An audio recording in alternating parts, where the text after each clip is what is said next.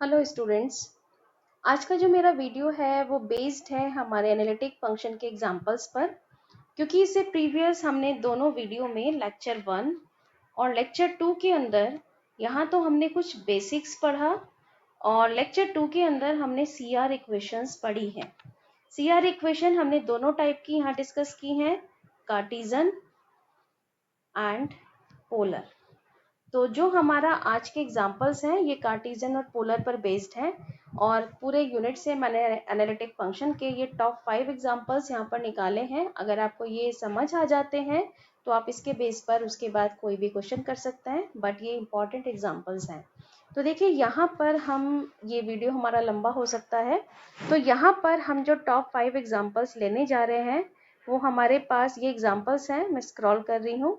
First example है जिसमें हमारे पास फंक्शन है real part of z cube. Second example के अंदर हमने यहाँ जो फंक्शन लिया है ये फंक्शन है हमारे पास log z। थर्ड एग्जाम्पल के अंदर हमने एक फंक्शन लिया है साइन हाइपरबोलिक z। और फोर्थ फिफ्थ एग्जाम्पल हमारे बिल्कुल डिफरेंट हैं। ये फोर्थ फिफ्थ एग्जाम्पल हमारे पास बेस्ड है एनालिटिक फंक्शन एट ओरिजिन पर। दोनों में हमें ओरिजिन पर बेस्ड पर जो ओरिजिन पॉइंट है, एक पॉइंट पर बेस्ड क्वेश्चन है कि किसी पॉइंट पर एनालिटिक फंक्शन हम कैसे चेक करते हैं। तो फोर्थ फिफ्थ एग्जाम्पल का टाइप बिल्कुल अलग है और 1 2 3 एग्जाम्पल का टाइप डिफरेंट है। तो सबसे पहले मैं यहाँ पर फर्स्ट एग्जाम्पल लेने जा रही हूँ। फर्स्ट एग्जाम्पल है हमारे पास डिफाइन एनालिटिक फंक्शन। तो डिफाइन एनालिटिक फंक्शन ये आप इजीली पार्ट इसका कंप्लीट कर सकते हैं, क्योंकि लेक्चर 1 2 दोनों में ही हमने एनालिटिक फंक्शन को डिफाइन किया है। एंड क्वेश्चन का सेकंड पार्ट है discuss the analyticity of f z equals to real part of z cube. तो क्वेश्चन का हम यहाँ से स्टार्ट कर रहे हैं कि real part of z cube की एनालिटिसिटी हम कैसे चेक करेंगे। तो चलिए इसके हम सॉल्यूशन पर आते हैं। तो यहाँ पर हम लेने जा रहे हैं सॉल्यूशन ऑफ फर्स्ट क्वेश्चन, जहाँ हमें फंक्शन दिया है this is real part of z cube. इसकी एनालिटिसिटी आपको चेक करना है।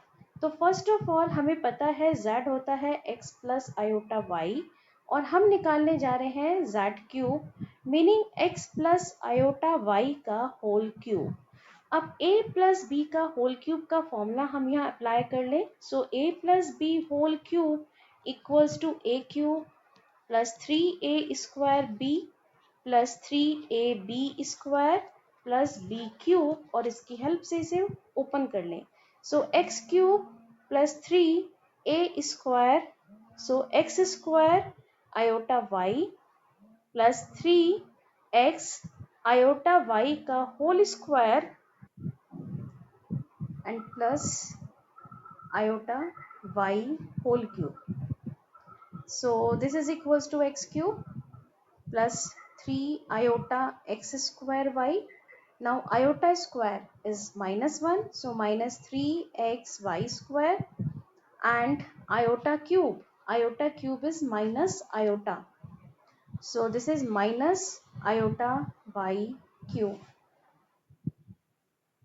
Real part x cube minus 3xy square, और इसका इमेजिनरी पार्ट एक साइड कर लो, iota 3x square y minus y cube, this is z cube. ये पार्ट आपने सेपरेट किया।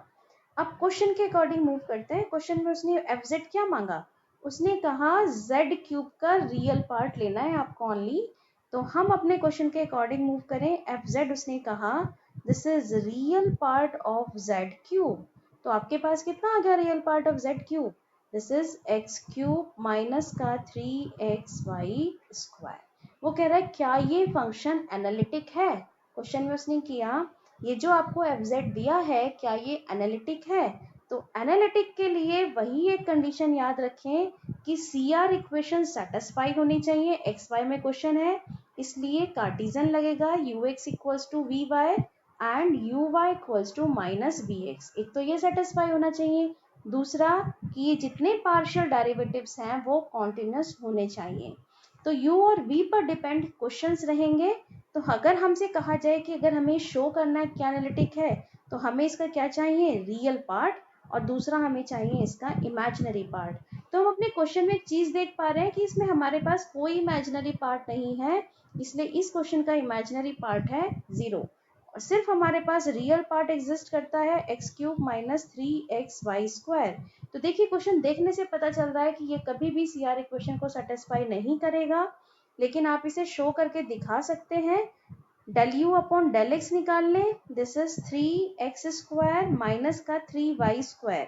del u upon del y निकाल लीजिए, विद रिस्पेक्ट टू y करेंगे तो x³ कांस्टेंट हो गया, इसका डेरिवेटिव 0 माइनस का 6xy। इसी तरह del v upon del x ये आपके पास 0 ही रहेगा, del v upon del y ये भी आपके पास 0 रहेगा। अब देख लीजिए क्या फर्स्ट इक्वेशन सेटिस्फाई है, ux इक्वल्स टू uy है आपके पास, क्या ये इसके इक्वल है, no, so ux not equal to uy vy, uy ने vy, ux equals to not equals to vy। And second equation uy equals to minus vx होना चाहिए, वो भी इसके इक्वल नहीं है, so CR equations not satisfied. और अगर CR इक्वेशन सेटिस्फाइड नहीं है, this implies that given function is not analytic, ये फंक्शन एनालिटिक नहीं है। तो एनालिटिक शो करने का एक सिंपल सा तरीका, CR इक्वेशन चेक करो, जो सिंपल क्वेश्चंस हैं, और ये देखो पार्शियल डेरिवेटिव कॉन्टिन्यूअस है या नहीं है। अब फर्स्ट एग्जांपल आपको क्लियर हो गया होगा। अब हम चलते हैं इसी के सेकेंड एग्जांपल पर। तो देखिए सेकेंड एग्जांपल में हमने क्या लिया है, हमने यहाँ फंक्शन कंसिडर किया है log z, और क्वेश्चन को कंप्लीट रीड करिए। Show that f(z) equals to log z is analytic everywhere except at origin, हर जगह एनालिटिक है except at origin, and find its derivative. अब इसका डेरिवेटिव भी निकालना है और एनालिटिसिटी भी चेक करनी है। तो देखिए फंक्शन में हम काम किस तरह से करेंगे, same procedure, u and v का सेपरेशन। तो माइंड में बस अगर एक चीज आपके सेट हो गई कि u और v का सेपरेशन आपको अगर करना आ गया, तो उसके बाद तो पार्शियल डेरिवेटिव सिंपल है। तो क्वेश्चन के अकॉर्डिंग मूव करते हैं, f(z) equals to log z। तो सबसे पहले आपने इसमें z की वैल्यू पुट करी, z आपके पास है x प्लस आयोटा y। अब एक ही चीज बार बार कह रही हूँ, रियल और इमेजिनरी पार्ट का सेपरेशन, इस स्टेप पर इसका रियल और इमेजिनरी पार्ट सेपरेट नहीं हो सकता, इसलिए हम इस क्वेश्चन को कन्वर्ट करने जा रही हूँ मैं पोलर फॉर्म। तो अभी हमने पोलर फॉर्म भी पढ़ा कि आप लेते हैं z equals to x plus iota y, तो इसकी पोलर फॉर्म बनती है, x की जगह रखते हैं r cos थीटा, y के प्लेस पर आप रखते हो r sin थीटा, तो इसकी फॉर्म बनती है r cos theta plus iota sin theta, और इसी फॉर्म को आप लिखते हैं r e की पावर i थीटा। तो ये फॉर्म हम इस क्वेश्चन में यूज करने जा रहे हैं, f(z) equals to log r e raise to the power i theta. तो एक्सपोनेंशियल फॉर्म का हमने यूज कर लिया। इसके कुछ पॉइंट्स और याद दिलाती हूँ क्योंकि यहाँ पर ये जरूरी है। ये आपके पास पोलर कन्वर्जन है, जहां पर r की वैल्यू निकलती है under root x square plus y square, and theta आपके पास आता है tan inverse y by x। ये चीज आपके पास लेक्चर नंबर 1 के वीडियो में सारी डिटेल में बताई गई है, इसलिए एक बार लेक्चर नंबर 1 को डिटेल में ध्यान से देखें, सारा बेसिक वहां पर है। तो यहाँ पर जब आपने इसका सेपरेशन किया तो यहाँ सेपरेशन पॉसिबल हो गया क्योंकि आपने log m इंटू n का फॉर्मूला अप्लाई किया, log m plus log n, तो हम यहाँ सेपरेट कर पा रहे हैं, this is log r plus log e raise to the power i theta. So f(z) आपके पास कन्वर्ट हो जाता है log r की वैल्यू पुट कर लें under root x square plus y square plus i theta log base e पर ही है e, तो log e बेस पर e की वैल्यू आपके पास बन जाती है 1। तो हमारे पास अब f(z) की वैल्यू आ जाती है, अंडर रूट को हम हटा रहे हैं पावर हाफ से, so half log x square plus y square plus iota theta, और थीटा की वैल्यू भी सब्स्टिट्यूट कर लें तो आपको इजीली अपने क्वेश्चन का रियल और इमेजिनरी पार्ट मिल जाएगा। This is half log x square plus y square plus iota tan inverse y by x। This is important step और इस स्टेप को ध्यान से करिएगा जितने भी ये स्टेप्स आपको बताए गए। अब हम चलते हैं इसके रियल पार्ट। तो ये पार्ट आपके पास क्वेश्चन का रियल पार्ट u और ये पार्ट आपके पास क्वेश्चन का इमेजिनरी पार्ट v। तो देखिए रियल और इमेजिनरी पार्ट का सेपरेशन आपके पास आ गया। अब आपको बस यहाँ पर काम करना है। So u equals to half log x square plus y square and v आपके पास आ जाता है tan inverse y by x। अब अगर ये एनालिटिक है तो ये CR इक्वेशन को सेटिस्फाई करेगा और इसके सारे पार्शियल डेरिवेटिव कॉन्टिन्यूस होंगे। तो CR इक्वेशंस के लिए मुझे इसके पार्शियल डेरिवेटिव चाहिए। तो चलिए del u over del x निकालते हैं। तो फर्स्ट ऑफ ऑल डेरिवेटिव कर रहे हो with respect to x, y as a constant, half log का derivative 1 upon x square plus y square और अब x square plus y square का डेरिवेटिव आएगा विद रिस्पेक्ट टू एक्स। तो ये आपके पास आ गया half 1 upon x square plus y square और विद रिस्पेक्ट टू एक्स इसका डेरिवेटिव ये आपको मिल जाता है 2x, 2 से 2 cancel, so x upon x square plus y square.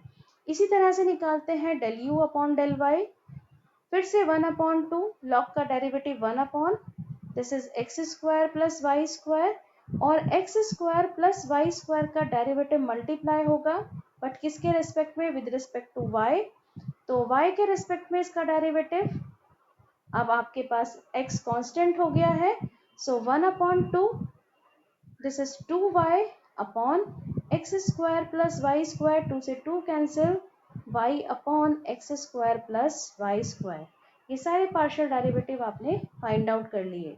अब हम चलते हैं v के पार्शियल डेरिवेटिव फाइंड आउट करते हैं।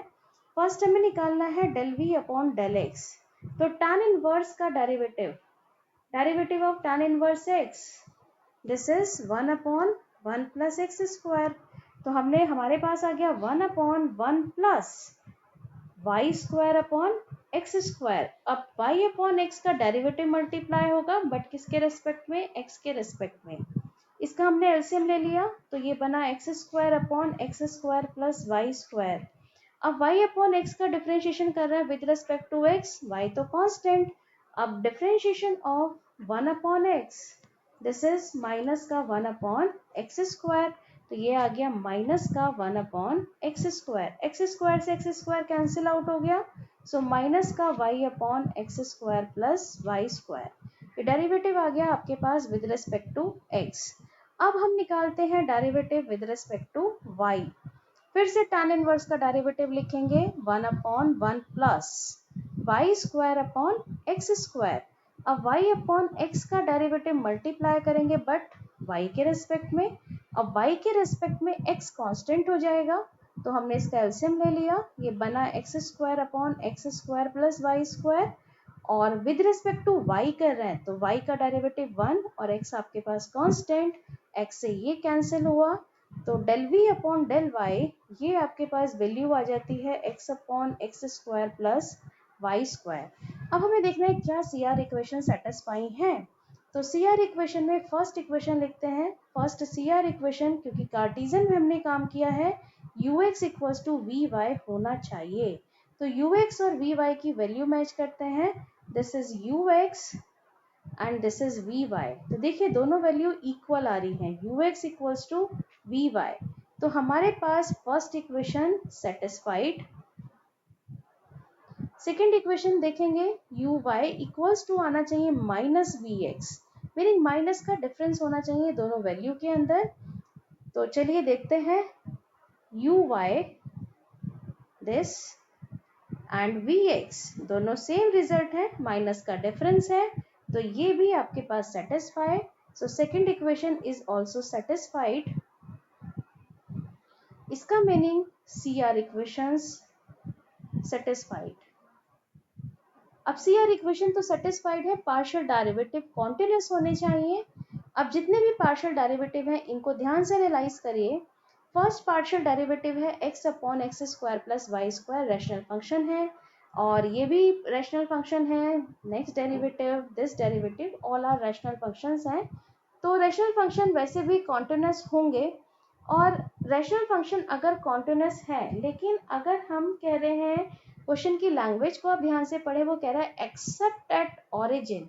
तो अगर ऑरिजिन के कोऑर्डिनेट 0 0 होते हैं, अगर मैं इसमें 0 0 पुट कर दूं तो क्या ये डिफाइंड होंगे? Del u over del x और del u over del y ये डिफाइंड नहीं होंगे। तो इसीलिए इस क्वेश्चन के अंदर कहा गया एक्सेप्ट एट ऑरिजिन।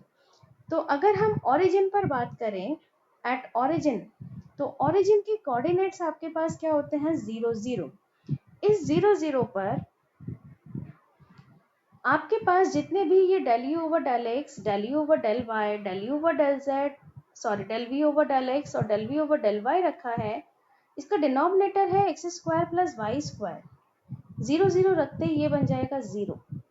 तो जैसे ही ये 0 बनेगा तो आप पढ़ेंगे 0 बाय 0 की फॉर्म बनेगी सारे डेरिवेटिव्स के अंदर। 0 बाय 0 चारों डेरिवेटिव्स ये नॉट डिफाइंड है, इनडिटरमिनेट फॉर्म्स हैं।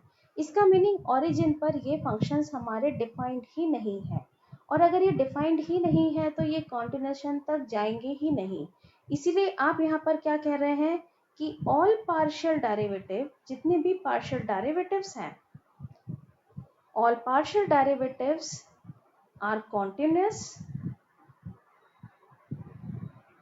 except at x equals to 0 and y equals to 0। that is हम किस पॉइंट की बात कर रहे हैं?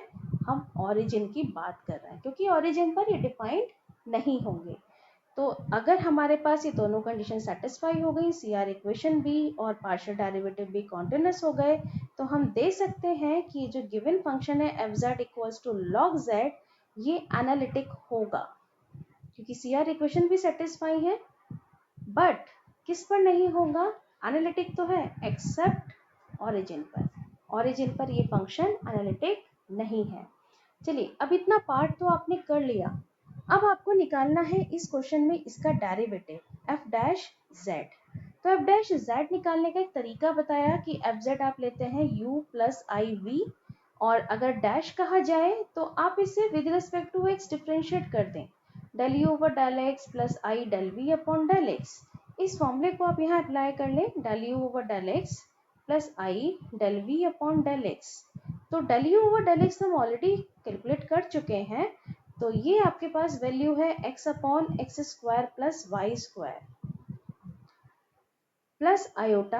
अब del v upon del x ये वैल्यू आपके पास निगेटिव आ रही है, माइनस का y x square plus y square, ये डेरिवेटिव की वैल्यू आ गई। This is x minus iota y upon x square plus y square. अब एक चीज और बता दूं आपको कि क्योंकि एफ जेड आपके पास है लॉग जेड और इसे आपने शो किया है ये एनालिटिक है, और अगर ये एनालिटिक है तो ये ऑर्डिनरी डिफरेंशिएशन के रूल को ही फॉलो करेगा।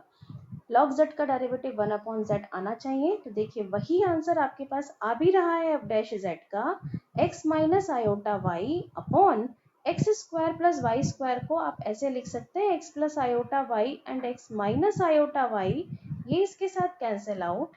आपके पास आंसर आ गया x plus iota y meaning 1 upon z, और यही आपने पढ़ा भी है कि लॉग जेड का डेरिवेटिव क्या आना चाहिए? 1 अपॉन जेड।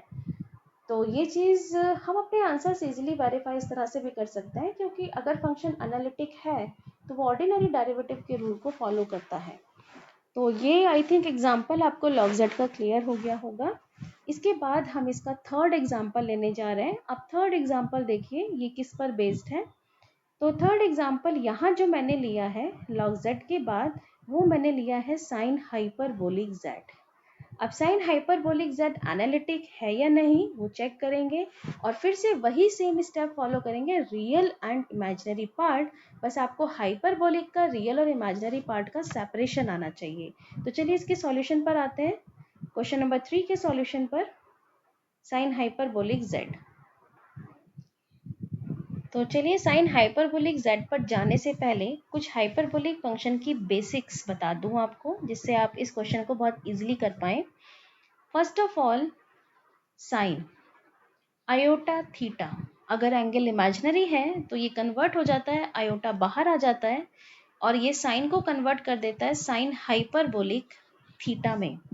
उसी तरीके से अगर हम कहते हैं कॉस आयोटा थीटा, तो ये जो आयोटा है वो इसमें एब्जॉर्ब हो जाता है, लेकिन कॉस को कन्वर्ट कर देता है कॉस हाइपरबोलिक थीटा में। अब हमारे पास साइन हाइपरबोलिक का क्वेश्चन है, मीनिंग हम इसका यूज करने जा रहे हैं। तो यहाँ से हम अपना साइन हाइपरबोलिक थीटा की वैल्यू फाइंड आउट कर सकते हैं, जिसे हम लिख सकते हैं 1 आयोटा साइन आयोटा थीटा।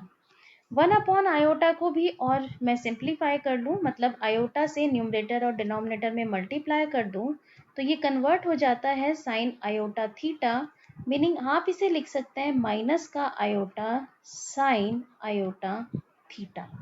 तो यहाँ पर हम यूज करने जा रहे हैं sine hyperbolic theta equals to minus का आयोटा साइन आयोटा थीटा। सबसे पहला बेसिक तो इसका यूज करने जा रही हूँ आगे क्वेश्चन को प्रोसीड करने के लिए, रियल और इमेजिनरी पार्ट के सेपरेशन के लिए।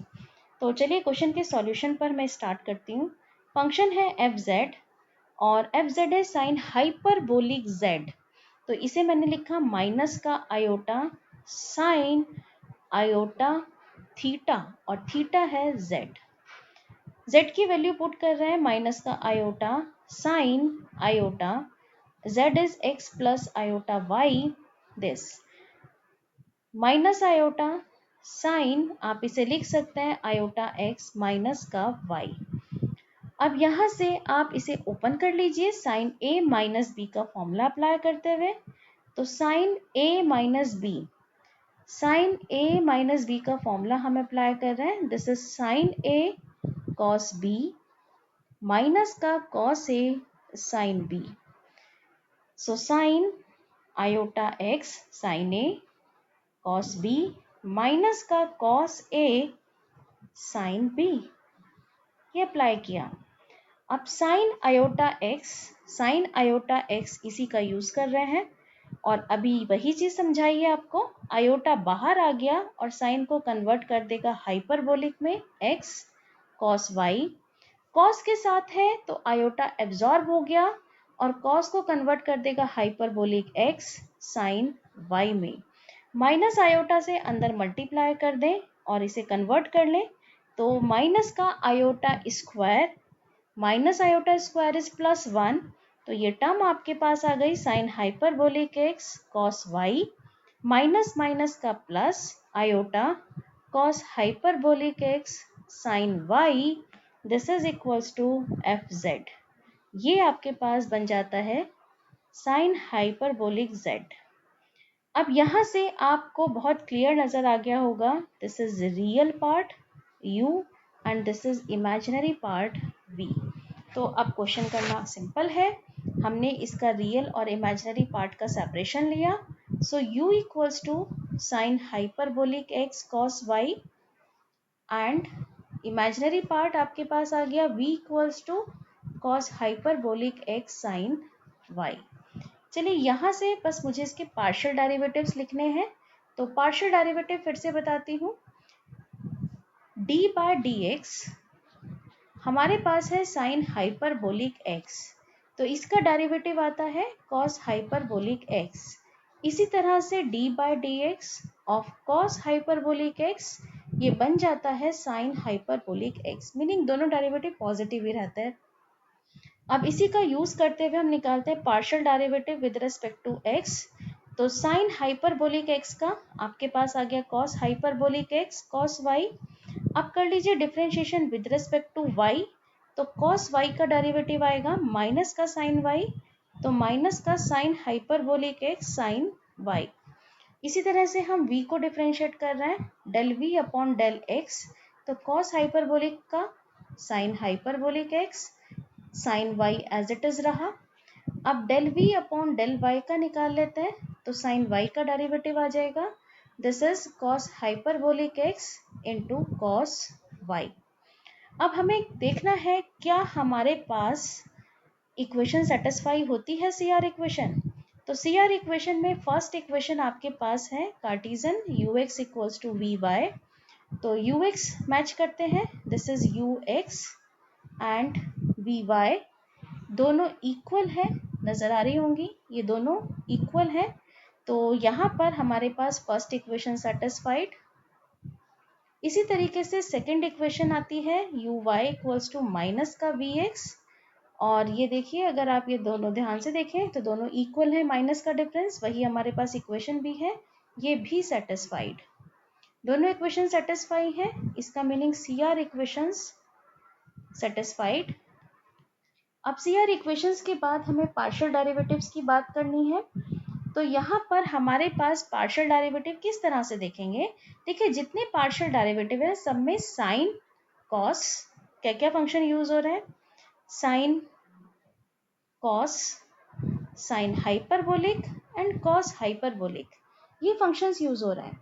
ये फंक्शंस कैसे हैं, ये फंक्शंस कॉन्टिन्यूअस है, और product of two continuous function is also continuous, so this implies that all partial derivative are continuous।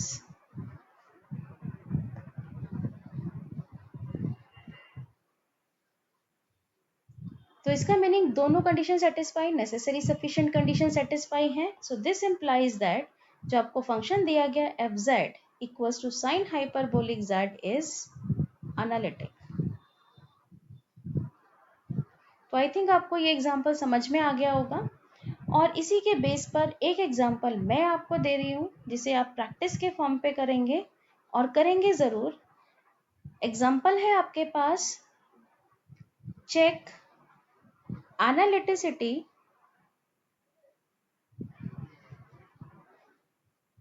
Of f z equals to sine z, आपको इसकी एनालिटिसिटी चेक करनी है। और सेकंड क्वेश्चन मैं आपको यहाँ प्रोवाइड करा रही हूँ, check analyticity of f z equals to z cube, इसकी एनालिटिसिटी आप चेक करेंगे और देखेंगे दोनों क्वेश्चन बिल्कुल वही हैं जो मैंने यहाँ एग्जांपल लिए, उसी पर बेस्ड या मैंने क्वेश्चन भी आपको दिए हैं, तो दोनों क्वेश्चन ट्राई ज़रूर करिए। अब इस सीरीज में जो हमने टॉप 5 एग्जांपल्स लिए, एक टाइप तो मैंने आपका यहाँ फर्स्ट सेकंड थर्ड एग्जांपल का कंप्लीट किया, अब मेरे पास जो टाइप बचता है वो टाइप 4 और 5 है। तो इस टाइप के लिए, ये 4 और 5 क्वेश्चन के लिए इनका सॉल्यूशन मैं नेक्स्ट वीडियो में दूंगी, क्योंकि ये वीडियो बहुत लंबा हो जाएगा अदरवाइज। तो 4-5 का सॉल्यूशन नेक्स्ट वीडियो में प्रोवाइड कराया जाएगा, और इस वीडियो के बेस पर जो भी आपको लास्ट में प्रैक्टिस क्वेश्चन दिए गए हैं इनको आप ज़रूर करें। Thank you so much.